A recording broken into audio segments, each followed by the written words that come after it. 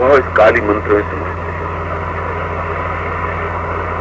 और मैंने सुबह क्रीम या क्रीम क्रीम क्रीम को समझाया था, और उसके बाद में इसमें 2 बीज दिए हैं, रीम रीम, और दोनों ही बीज अपने आप में महत्वपूर्ण है। इसमें पहला बीज उच्चारण की बात बता रहा हूं, इसमें पहला बीज रींग शब्द से संबोधित है। हो अर्ध हो अपने मुंह में बोला जाएगा, HREENG,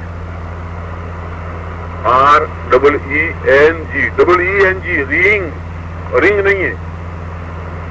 मैंने HRING नहीं बोला है, REENG बोला है।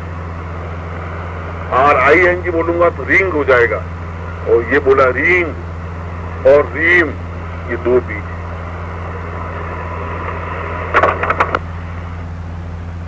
जो रीम शब्द बोल रहे हैं वो सही है, मैं विशिष्ट भेद समझा रहा हूं आपको इस समय। और यह विशिष्ट रींग और रीम मंत्र पूर्ण मंत्र है, और यह पूर्ण मंत्र महालक्ष्मी का मंत्र है। जहां पहला रींग कुबेर मंत्र है, वहां दूसरा रीम महालक्ष्मी मंत्र है। कुबेर और लक्ष्मी का संयुक्त रूप, और कुबेर लक्ष्मी के संयुक्त रूप में गणपति मंत्र की सार्थकता है। इस दोनों रींग और रीम शब्द के उच्चारण में 3 शक्तियों का, कुबेर शक्ति, महालक्ष्मी शक्ति और गणपति शक्ति का स्वयं समावेश है। इसलिए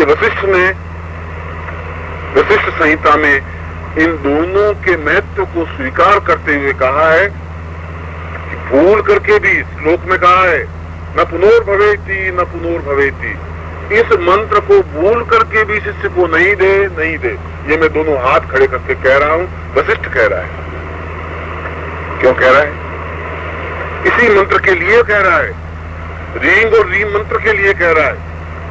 इसलिए कि धन से दुर्गुण पैदा हुआ, उनका एक थिंकिंग अलग था, उनकी एक विचारधारा अलग थी। उस जमाने में, जिस जमाने में वशिष्ठ पैदा हो गए, उस जमाने में धन तपस्या कहलाता था। जिसके पास ज्यादा तपस्या उतना ही ज्यादा था जमान। उसमें 2 महत्वपूर्ण ऋषि, एक वशिष्ठ एक विश्वामित्र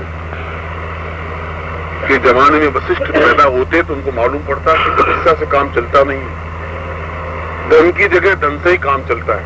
अगर धन हो तो हम तो आगे साबर साहब में भाग लेने के लिए तैयार हैं। अब मजबूरी यही है कि सर नौकरी पे जाना जरूरी है।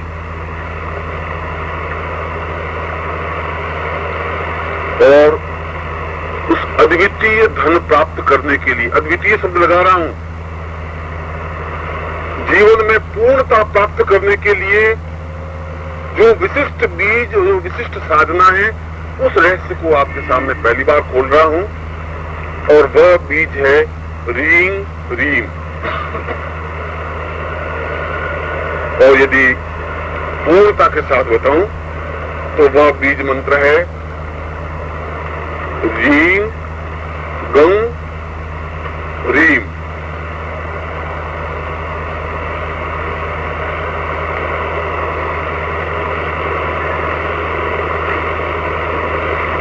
इसके लिए क्या उपकरण जरूरी है, किस प्रकार से मंत्र जरूरी है, किस प्रकार से भेद जरूरी है, यह भी जरूरी है। क्योंकि जब महाकाली साधना करवा रहा हूं तो मेरी ड्यूटी है कि मैं आपको महालक्ष्मी साधना को भी संपन्न करवाऊं, समझाऊं, महासरस्वती साधना को भी समझाऊं। महासरस्वती साधना संपन्न समझाई है मैंने, करना आपके हाथ में।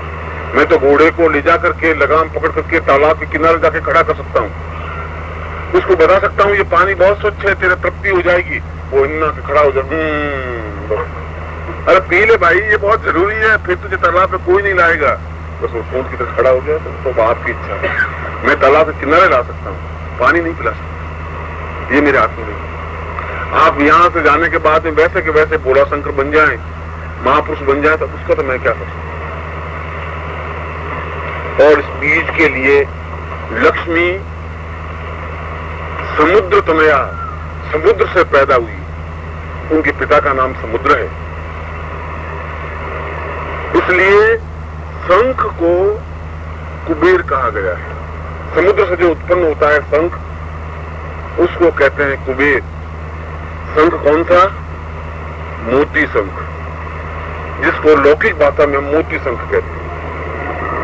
शंख उसमें कई प्रकार के निकलते हैं, दक्षिणावर्ती शंख, वाम पक्षीय शंख, मोती शंख। मोती शंख की एक विशेषता है, उसकी एक विशेष आभा, एक विशेष चमक है, वो अपने आप में एक विशेष चमकता युक्त है। और यह प्रयोग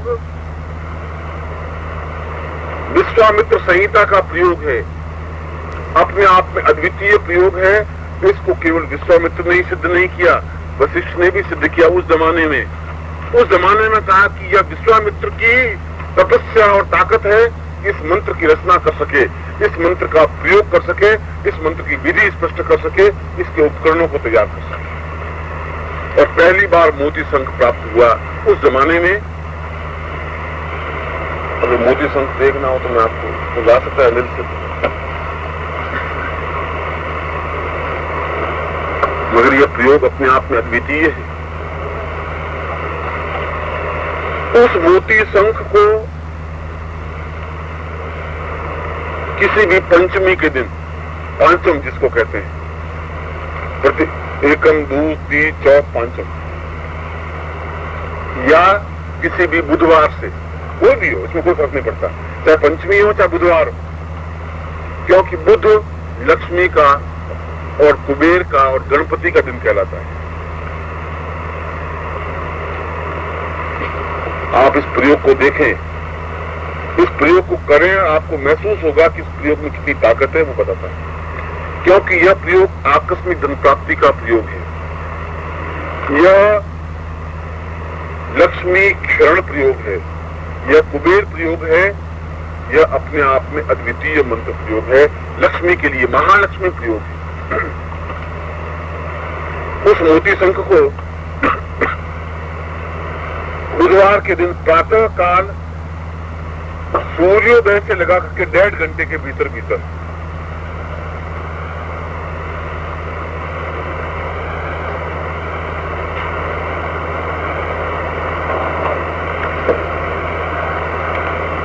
अपनी दाहिनी हथेली पर उस मोती शंख को रख दे, जमीन पर नहीं।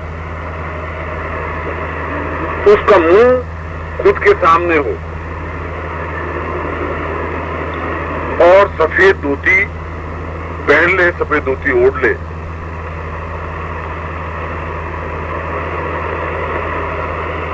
और मूंगे की माला, क्योंकि मूंगा समुद्र से पैदा होता है, या कमल बीज की, कमल काकड़ी की माला,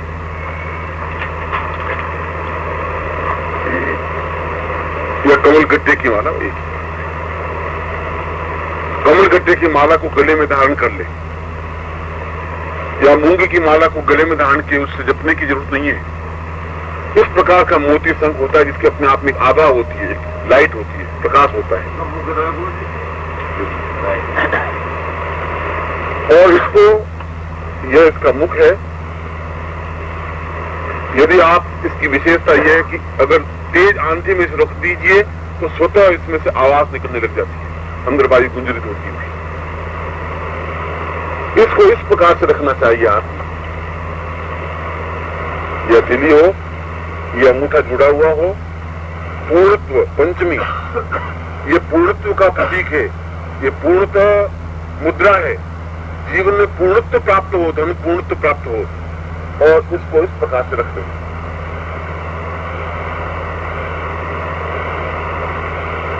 सामने। और फिर विश्वामित्र कुबेर मंत्र से उसको मंत्र सिद्ध करे।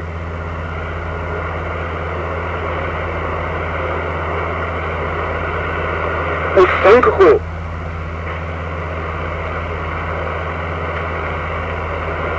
विश्वामित्र कुबेर मंत्र से, जिसमें उसमें अक्षय पात्रता प्राप्त हो सके, इसको अक्षय पात्रता मंत्र कहते हैं। और यह अक्षय पात्रता आकस्मिक धन प्राप्ति का मंत्र है, जिसको आजकल के युग में लॉटरी कहते हैं। उस जमाने में आकस्मिक धन प्राप्ति के सैकड़ों साधन होते, जमीन में से प्राप्त हो जाता था, जुए से प्राप्त होता था, और भी अन्य साधनों से प्राप्त होता था, राजाओं के यहाँ से प्राप्त होता था, जिसको हम परिश्रम करके नहीं कमाएं, अनायास अचानक धन प्राप्ति हो जाए, उसको आकस्मिक धन प्राप्ति या कुबेर मंत्र कहते हैं, या पूर्णत्व मंत्र कहते हैं। मंत्र कौन सा है? उस पूर्णत्व मंत्र से इसको सिद्ध करें, और सिद्ध करने के बाद सीधे पद्मासन में सुखासन में बैठ करके, और इस बीज मंत्र से,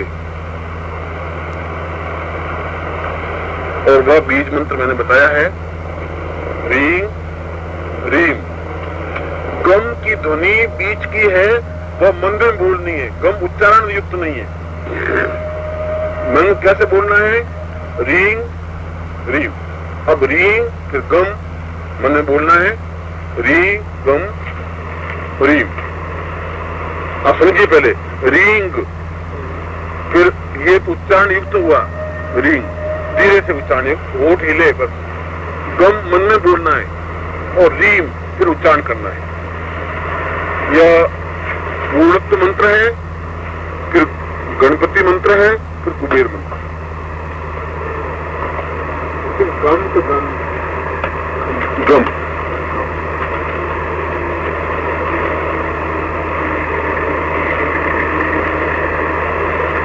ये बीज मंत्र अनुमान के अनुसार 1 घंटे में 1500 मंत्र जप होता है। ये एक सामान्य प्रयास है कि 1 घंटे में 1500 मंत्र जप हो जाता है, अगर निरंतर करता रहे तो, और कुल 1.25 लाख मंत्र जप करना है।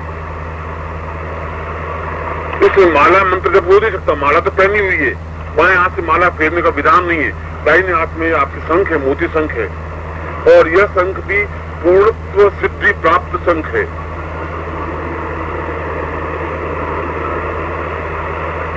मगर आप उस हिसाब से लगा लीजिए कि मुझे 1500 मंत्र 1 घंटे में हुआ, तो कुल 1.25 लाख मंत्र जप करने में कितने घंटे लगेंगे? नित्य 3 घंटे मंत्र जाप का विधान है।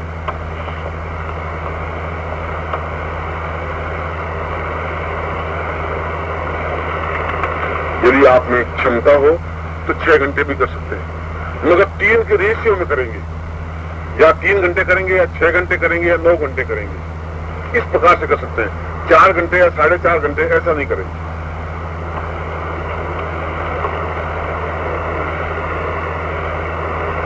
इसमें जितने दिनों में आपके मंत्र जब पूरा हो जाए उतने दिनों में, मगर प्रातः काल पूजा होगी, रात्रि को मंत्र जप होगा। फिर ध्यान रखिए, बुधवार को प्रारंभ होगा, सुबह सुबह इसका मंत्र जप होगा, पूजा होगी, और उसके बाद में या तो उसमें आप मंत्र जाप कर सकते हैं कंटिन्यूस 3 घंटे या 6 घंटे या 9 घंटे, और यदि उस समय किसी वजह से नहीं कर सके तो रात्रि को फिर आप करें।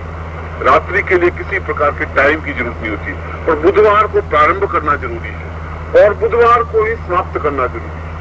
इसमें 2 बातें होती। यदि सोमवार को 1.25 लाख मंत्र जप हो जाए तो भी आप मंगलवार को भी मंत्र करिए, और 1.25 लाख से ज्यादा हो जाए तो कोई आपत्ति नहीं है, पर बुधवार को उसका समाप्ति करना होगा।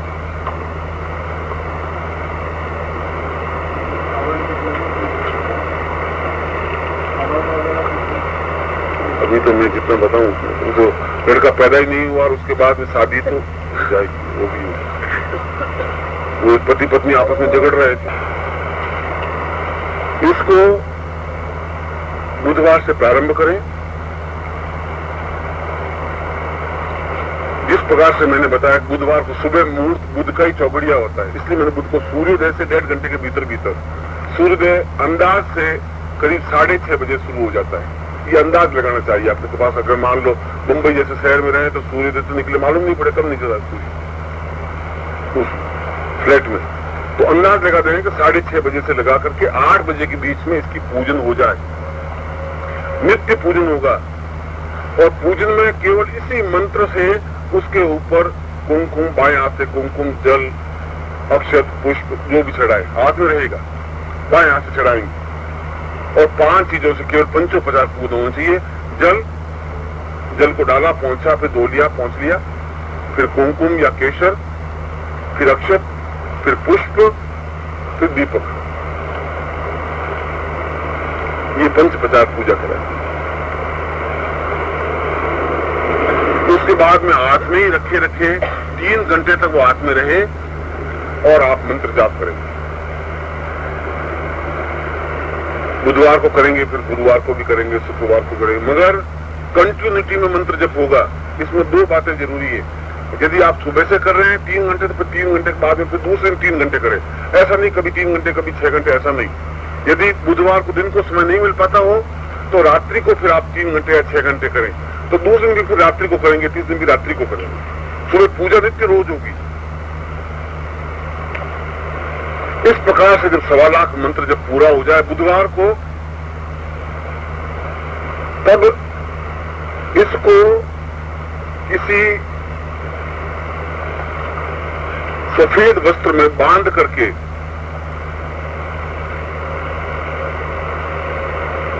अपने पूजा स्थान में रख दें।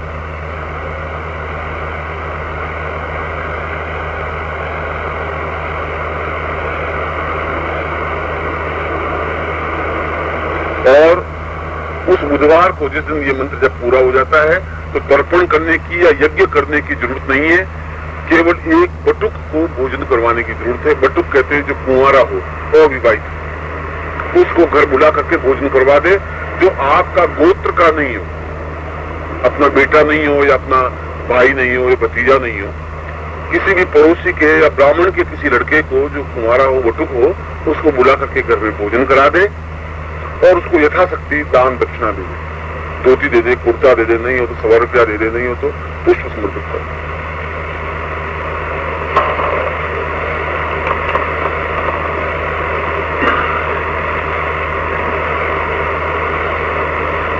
ऐसा प्रयोग करने पर निश्चय ही जीवन में अटूट धन संपत्ति प्राप्त होती है। आकस्मिक धन प्राप्ति तो होती ही है, ये गारंटी। मैंने जितनी बार जिन लोगों को समझाया है उनमें ये अनुकूलता प्राप्त हुई ही है, क्योंकि रात्रि को स्वप्न में संकेत मिल जाता है कि ये ऐसा लॉटरी के नंबर। में लॉटरी की परिभाषा नहीं दे रहा हूं, लॉटरी के लिए आपको लालच भी नहीं कर रहा हूं, मैं अनायास धन प्राप्ति की बात कर रहा हूं। जमीन में से निकल सकता है, कोई दे सकता है, कहीं आ सकता है, घर में पड़ा मिल सकता है, लॉटरी के माध्यम से मिल सकता है।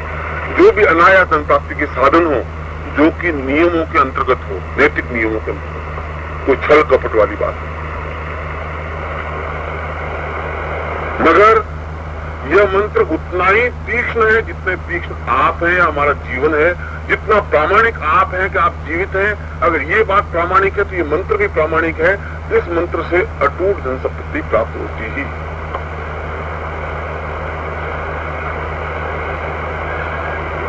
मैं आपकी सुविधा के लिए कल दोपहर के प्रवचन में इसको कुबेर मंत्र से और प्राण प्रतिष्ठा मंत्र से सिद्ध करवा दूंगा। यदि आपके पास, यदि आप घर से लाए हो मोती शंख, तो मैं उसको सिद्ध करवा दूंगा यहीं पर।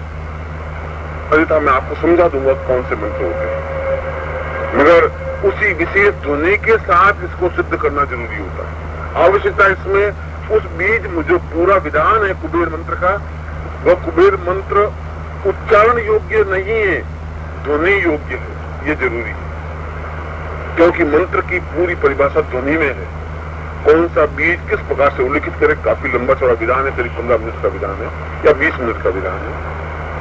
उससे वह कुबेर, इसको हम कुबेर कहते हैं, शास्त्रों में इसको कुबेर कहा गया है।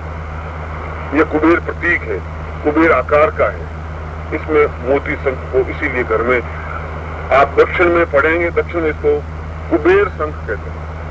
हम यहाँ इसको मोती की तरह आभा है, इसलिए मोती शंख कहते हैं।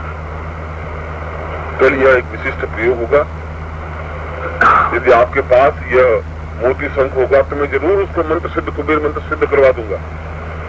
आपके नाम से सिद्ध होगा, क्योंकि वह मोती शंख आपके लिए ही उपयुक्त होगा, दूसरे के लिए उपयुक्त नहीं हो सकता, क्यों आप उसमें सीधा कनेक्टेड होंगे।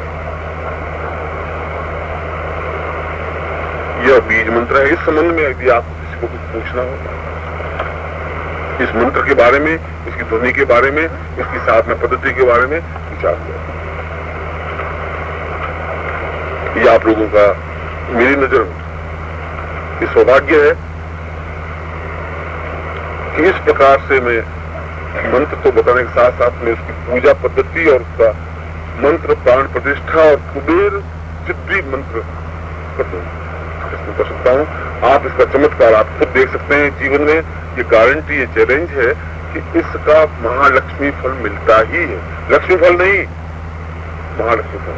जिस प्रकार से काली बीज मंत्र अपने आप में, महासरस्वती बीज मंत्र अपने आप में अद्वितीय है, ठीक उसी प्रकार से महालक्ष्मी बीज भी अपने आप में मंत्र भी अद्वितीय है। इसमें कहीं कोई दो राय नहीं। तो हो सके तो व्यवस्था आपके पास संग तो मिल जाएगा यहाँ पर। ये सारे प्रश्न पांडे जी से पूछना। महासरस्वती मंत्र के लिए स्वामी दीक्षा जरूरी है?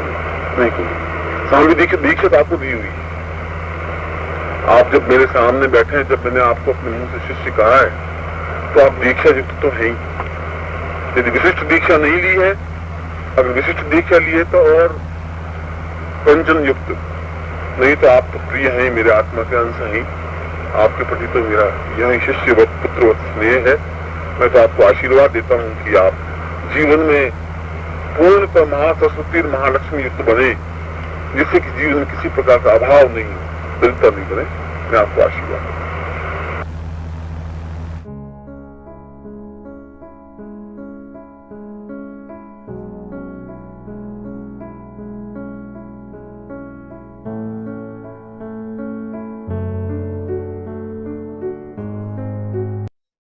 ओम परम तत्वाय नारायणाय गुरुभ्यो नमः।